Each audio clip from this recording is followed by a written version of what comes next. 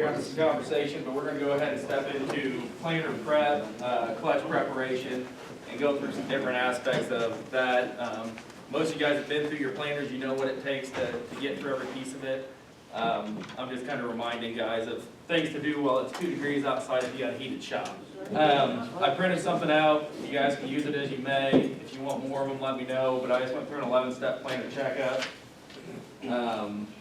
That's probably what most tractors look like right now. But 11-step planer checkup where I'm just kind of walking through bits and pieces of what's recommended. I went through about 10 or 15 different sites to get the most common ones on there, and then threw in some points of my own that we ran into on our operation. So the first thing is your meters. Making sure after season you're getting into your planing meters. You want to make sure you got seed out of them. Everybody knows how mice like to get into them, eat your corn, start chewing on plastic. You know, you get up there and you spin them out after the winter's over, and all there is scat and everything else furrowed up in there, not to mention cardboard and anything else they could find to build a nest in these guys. So we want to make sure that they are stored in a good place, cleaned out of seed, and we want to make sure that for you guys that are running finger meters, you can't always see that you're on the brush with your finger set, but if you turn your meter where it's wide across, where there's really nothing coming out of the bottom of your belt, that means that your finger, which you can kind of see it if you want to come look at it, your finger would be off of that brush. So if you have a tongue sticking out of the bottom, like so, you're probably going to have a finger on that brush, and that brush is going to be damaged for next year's planting. And for guys that don't have their meters ran every year, you're probably going to have poor singulation there because your brush is all feathered out. So we just want to make sure that we're storing that the appropriate way and make sure that our meters are in check for the next year. I'll step into a little bit further on some other stuff on your finger meters. On your backs, we want to make sure we are taking our plate out. Usually I mark one side and the other side so your plate goes the right way. Make sure that there is a number on your disc that goes appropriate to your meter. And that way when you store these, a lot of guys run a dowel through them, put them up in the shop or elsewhere, just to make sure that they know where they're out of harm's way.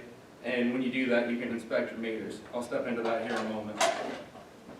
So the biggest piece of it is making sure that they're stored out of weather, everything else. I don't know if Tim's ran into them, but I've taken meters in to go have them ran and go get them, and guess what? There's a leak in the roof and the tub was right underneath of it. Luckily they didn't get any water on the floor, but all their meters were so full of water, they had to replace every one of them. So keep an eye on what you're doing with that. Plastic totes, tubs work great. I got guys that use wooden crates or old show boxes, anything to keep your meters out of danger. Finger meters, we're going to rotate away from the brush. We are going to check the condition of the belt, make sure that it's still got some flex to it, that it's not starting to crack or corrode. Discoloration usually isn't a big deal on them, just means that they've been in there a while, but you can tell by looking at your brush or looking at your belt if there's an issue going on with that meter. Normally I would take my 3 bolts loose, I check my back plate for rust buildup if you still got metal backing plates, or if you got pot maxes for precision. You're going to look to see if your A insert, which is back where your seed goes, make sure that's not worn down. I always take an air hose and blow everything out, get the debris out from underneath of it. I even sometimes take my finger set out if I think there's a lot of debris and get all the extra graphite and everything out of it. So we just want to keep an eye on that before we store everything and have them ready. Back meters, we're going to remove the disc from them. We are going to look into the seals in the meters. This is an E-set John Deere meter. You got your lid seal. Keep an eye out for tears, cracks. Pretty sure we removed one last year that was missing half of the seal, half the way around it. You don't see that in the season, I mean, unless you're seeing back issues and that kind of thing. But keep an eye on these seals because they're what's making sure your seed's getting to where it's supposed to be. We're going to look at your singulators. That piece of the puzzle right there. Make sure we don't have any bent wires and check to see if it is ground down or worn thin. Might need to replace our singulators. And then our brushes. Kind of like the finger sets, make sure they're not frayed, worn down, all spidered out. We want to make sure they're in good enough shape to keep that seed reflected. Again, I use an air gun, clean them out before I put them away. You know they're good for next spring.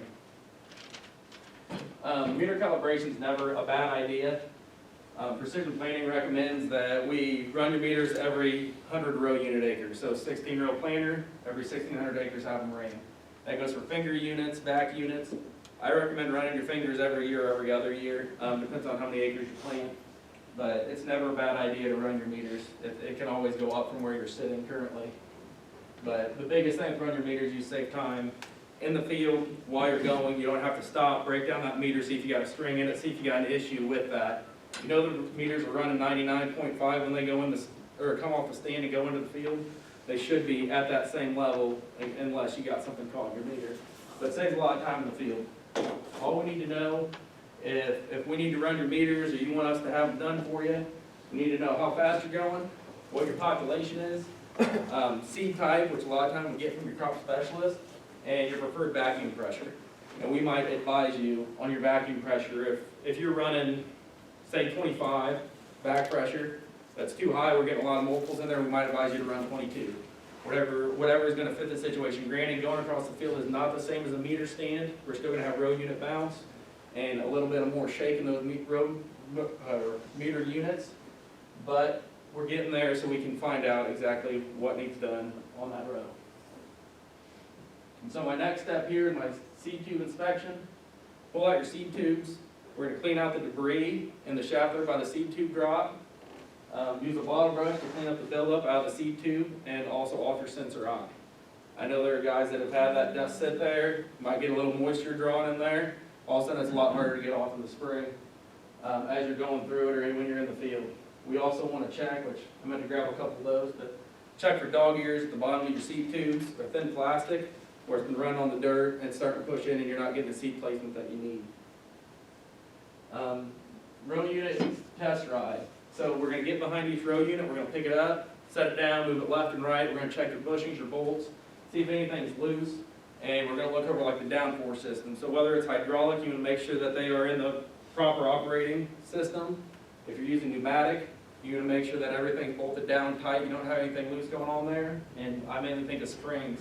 Make sure you're not missing any clips or any bolts or anything along those lines to make sure your system's all intact before you get to the field. All this is to make sure you're not down in the field because that just really costs money if you think about it. Everybody knows inspecting the drive system, which we are getting further and further into electric drive type systems, which is probably one of the biggest complaints about ground driven and even hydraulic driven systems, is you have chains wear out, get kinked, rust over. We want to make sure we're checking all of those rows, every hydraulic drive, every ground drive, any chain you have on the planer, we make sure we're keeping an eye on them. Want to grease everything thoroughly. Make sure that there isn't a spot that's left ungreased that can pull in rust or corrosion or get gummed up going through the field. We also want to inspect and test all of our bearing hangers. Go out there, shake them, make sure your bolts didn't come loose, and also we want to look at our sprockets, make sure they're not loose enough, they're still aligned with the meter. Because if somehow your bolts came loose and you're not aligned with the meter all the way, then you're going to have your meter and your chain off center, and that's just going to bind your chain up and probably cause poor singulation on that row. So just something to go through on your drive system to make sure that everything is intact. Next thing we're going to look at is leveling your planer. If you change anything from last year, so you're using a different planer this year, or you're using different tires, I mean, anything that's going to change the height of your tractor or even the height of your planer, so you got new tires on your planer, or if you're running possibly low air pressure in your planer, you want to check all your tires and make sure that they are at OEM spec. So whatever your air pressure is supposed to be, we want to check all of that. Check our hitch height and wear on that clevis. Make sure it's not sunk down an inch at the tongue. What really happens when you lean your planer forward, your opening disc or your double disc openers, they run too deep and your closing wheel system's too light. So you may not get a good coverage on that row unit or any of the row units in that matter. So we just want to make sure that we're vertically level or slightly uphill when we're doing that test. Our double disc opener inspection. A couple different main pieces on this is getting the appropriate measurement for your disc openers. On the next slide, I've got it kind of broke down to which planters you're going to look at for different widths. 14 inches, 14 and a half inches is usually pretty common. Keep you from using that W, or from seeing that W, like you can see on this screen. 14 and a half for Deere and Kinsey, 12 and a half for whites, and 14 inches for white 6,000 and 8,000 planters. And that's to get that V right in the middle there. We also want to use our 2 business cards. and make contact from about 8 o'clock to 6 or 7 o'clock. Make sure that there's granted 1.5 to 2.5 inches for deer and white, and 1 to 1.5 inches on Kinsey. That's where we're really opening up the trench for your seed to go in, so we want to make sure that that's adequate on all rows. We're going to look into our closing system alignment. So the recommended maneuver for this is to set your planter down on concrete and pull it forward about 5 feet. So as you pull forward, it's going to leave a scrape there on the concrete from your opening discs, straight down the line from your opening disc. Get behind it and look at your closing wheel system. You should be dead center on your closing wheel system. If it is not dead center, we need to adjust, whether that's taking out a shim or tightening a bolt or something along those lines to make sure that we're completely covering that system up with our closing wheels. Consider for different crop conditions. So I know recommendations for a spike wheel and a rubber wheel in no-till situations are a very aggressive spike wheel in no-till. Being able to utilize our closing systems so that we're appropriately covering the seed, whatever our soil conditions are. We also want to have our closing pressure appropriate to the soil we're working with as well. So we're putting enough pressure down without compacting. Also, commonality, check the bushing and bolt where you're going through this process. We want to make sure that there's nothing loose going to fall off in the middle of the field. Just talked to somebody yesterday, they broke off one of their closing wheels arms and didn't know it till the end of the season. So some of those guys, obviously you should know, but not everybody looks at the backside of the planter. I'm going to look at our row cleaner adjustment. So if you don't have any row cleaners, we would definitely recommend looking into them, seeing what your options are on them. You can run them with a no-till coulter, without a no-till coulter. We can do automatic air adjust, and who is it? I think Yetter's got a hydraulic air adjust, along with Dawn has a hydraulic adjust as well that you can run on your row cleaner systems. We have worked with these systems, so it's a very good thing to be able to change it in the cab, on the go, different field conditions, little wet, little dry. A lot of that stuff comes into variance. If you're still on a screw type or a pin type adjust on your row cleaners, most guys don't like to go through row to row and adjust to where their down pressure's at on it between fields. It takes a lot of time, 10, 15 minutes a row to get them to right where you need them at. Can take a lot of time out of your day. So that's why we look at the floating row cleaners, as well as doing like a clean sweep type scenario where we're automatically adjusting it from the cab. So make sure that your row cleaners are set to your soils. Heavy, more pressure; light soils, less pressure. We want to keep that furrow clean. So we're going to look at uniform germination. How many guys out here are running a seed firmer, Keaton's or something along those lines? Most of you. Well, Keaton seed firmers really do a lot for us. Puts you right at the bottom of the trench, alleviates any air gaps we get underneath that seed. Also allows for a uniform germination across the field where we're not having a variance wherever you're going. If you've got Keaton's or something else, we need to make sure that we test them to make sure that they still got some tensile strength left in them. You can run them for 4 or 5 years, haven't tested them, it's a good time to do it because you're just robbing yourself of pushing that seed all the way down.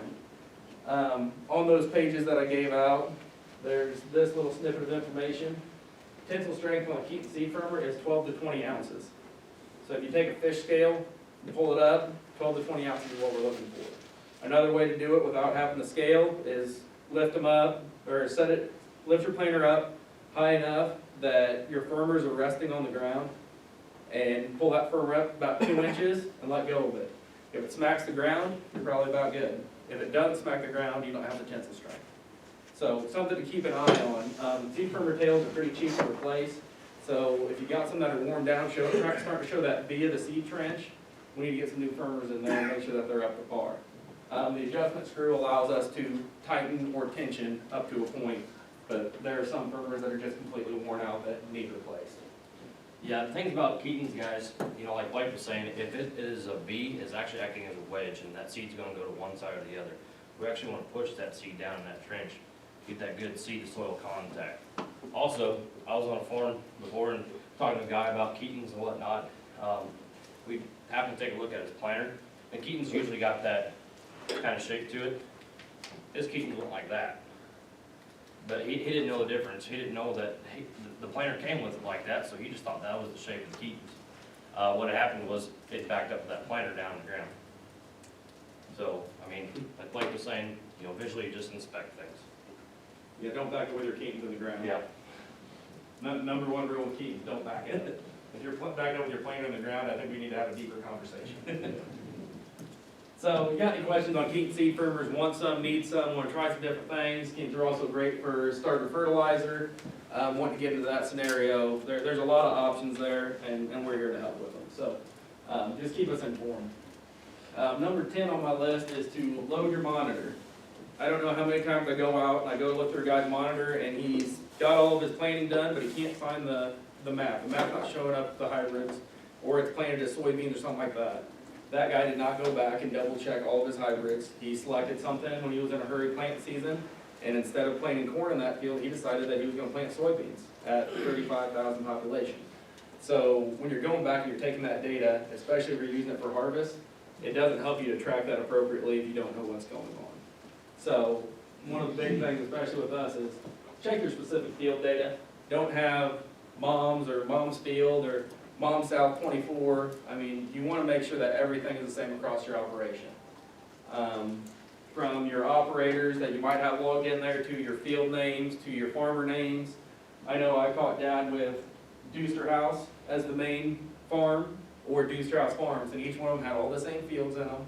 But Dad would pick which one he was using any given day, and then he would split it, stop halfway through harvest, and go to the next day, and get back in there, and he'd log it under something else. And then we had two maps that we had to figure out what was where. So making sure there's some appropriate names on everything. And if everybody across your operation doesn't really know what field's what, make it simple enough for them to understand. That you can piece through it and see what's what. I mean, you have guys who name fields 1, 2, 3, 4, 5. If not everybody knows this is field 2, then you're gonna have a problem making sure that the data is logged in the appropriate place. So, Hey Blake, that's yes. something that we can help you guys set up too. If you want to have the same names and you know what those names are, that's something that we can set up. You take a USB stick and you plug it in every single monitor, and all of your grower farm field format, it will be the same across the board. So if you want any help with that, just let us know. Yeah, so very, very good point, Mandy. You need help with any of this stuff, we're always here. Always have a cell phone on us, anything along those lines. We also have our cards up here if you guys want some more information. So, but no, we do a lot of work with our growers to make sure that they are set up the way they need to be set up, and not always trying to pick and choose if they're planting to Deuster House Farms or Deuster House today. So, the other thing is your hybrids and your varieties. Make sure you're preloaded for the season. We might not still have those same hybrids from last season, but you forgot to preload them, so you're just gonna say, you know what, I'm just gonna poke this one in here, I'll remember what it is. And then at the end of the season, guess what? You forgot which field you put that hybrid in, or exactly what it was. So, take a little bit of time. A lot of monitors, you can get a power source to do them from at home. So if you wanted to preload it while you're sitting in your recliner watching the football game, you can do that. Or honestly, pull your tractor somewhere heated and be able to do it that way too. The last piece I'm going to talk about is calibrate your clutches. I understand not everybody is running aggregator equipment, but the scenario's pretty well the same to make sure your clutches are on par. Make sure we're not overplanting, and I think I know some of the guys whose fields these are from, but if you're overplanting, your clutches are probably not completely cowed up, or there's something wrong with your clutch system that you need to check on. So we're looking at seed savings, overlap, and we're also looking at increased yield potential. So this is just a step-by-step, and that's on page 2 that I handed out, of stopping your planter 20 feet ahead. Choose a clutch from each of your swath sections. Usually I do, or choose a row on each side of the planter, or maybe 3 rows, and I use a ratchet strap and bring them up for your closing system, and then I bring my downforce all the way as light as I can.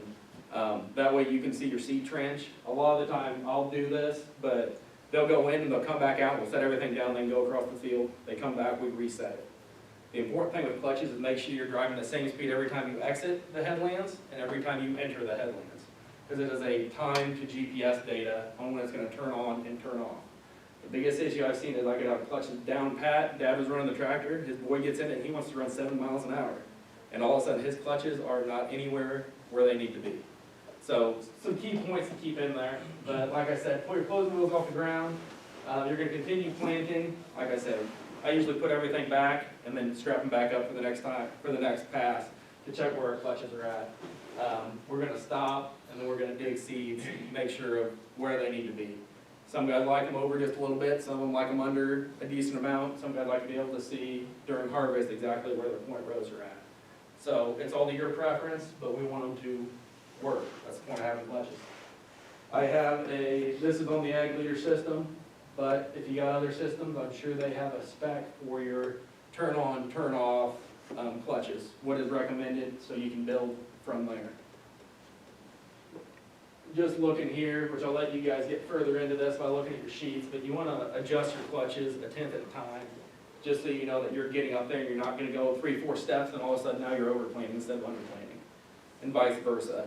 Make sure that you're on par with everything that's going on. Again, I've got this in your sheet, and it's just saying how each breakdown of this made.